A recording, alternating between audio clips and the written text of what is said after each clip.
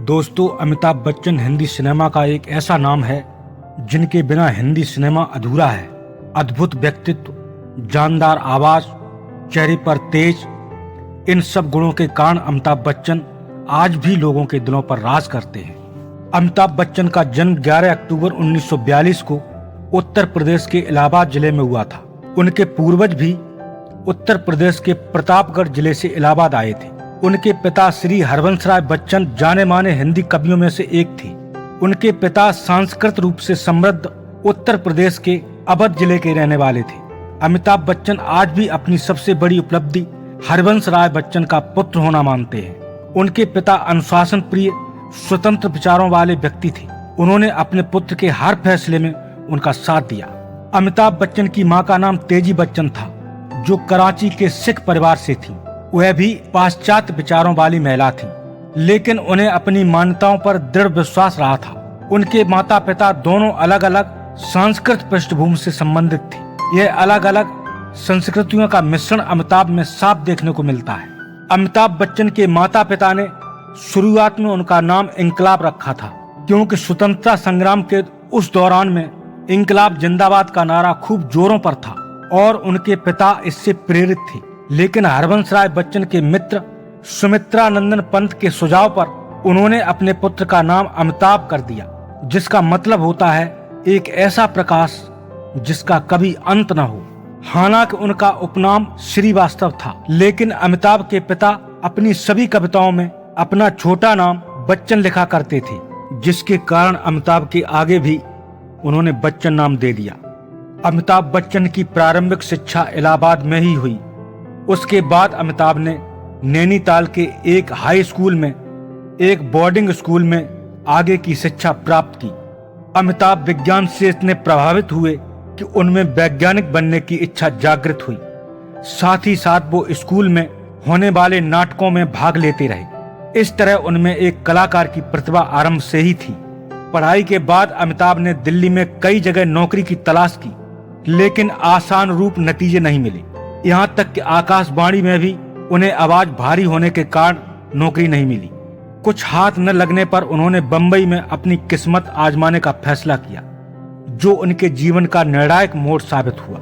उस दौर के मशहूर निर्देशक के अब्बास ने 7 हिंदुस्तानी फिल्म में अभिनय करने का मौका दिया, जो बतौर अभिनेता उनकी पहली फिल्म थी।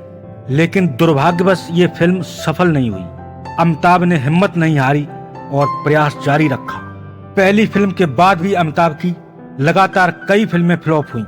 तब 1971 में उनकी तकदीर ने मोड़ लिया, जब उन्हें सुपरस्टार राजेश खन्ना के साथ आनंद फिल्म में मौका मिला, जिसमें उन्होंने के डॉक्टर के किरदार को बखूबी निभाया और अपनी प्रतिभा को साबित किया।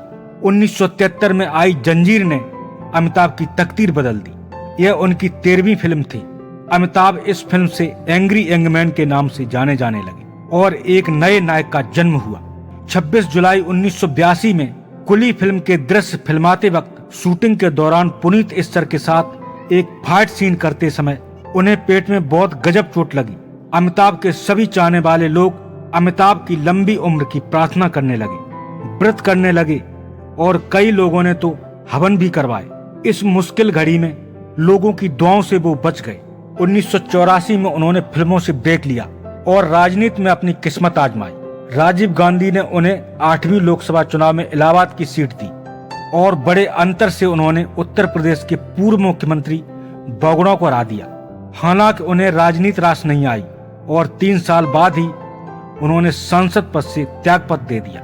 1988 में अमिताभ ने फिर फिल्मी कैरियर में आगाज किया और शहंशाह फिल्म से उन्होंने दमदार शुरुआत की।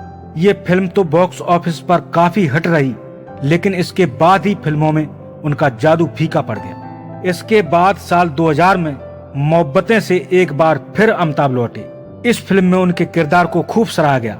इसी साल कौन बनेगा करोड़पति का पहला सीजन आया, जो एक ब्रिटिश गेम शो पर आधारित था। केवल एक सीजन को छोड़कर सारे सीजन में अमिताभ बच्चन ने ही शो की मेजबानी की। इसमें कोई दो राय नहीं कि अमिताभ बच्चन अब भी फिल्म जगत के शहंशाह, बिग बी और वन मैन शो हैं। अमिताभ 3 दशकों से लोगों के दिलों पर राज करते आ रहे हैं और अभी करते रहेंगे।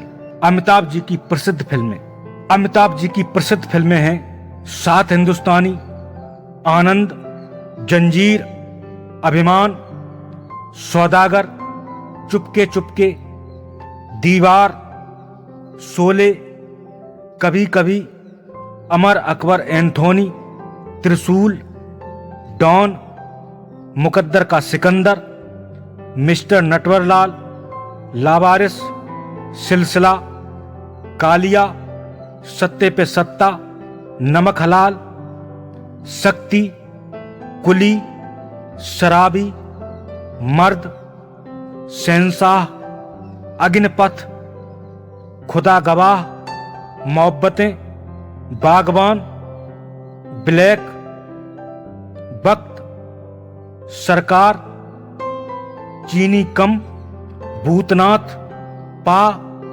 सत्याग्रह और समताप जैसी शानदार फिल्मों ने ही उन्हें सदी का महानायक बना दिया।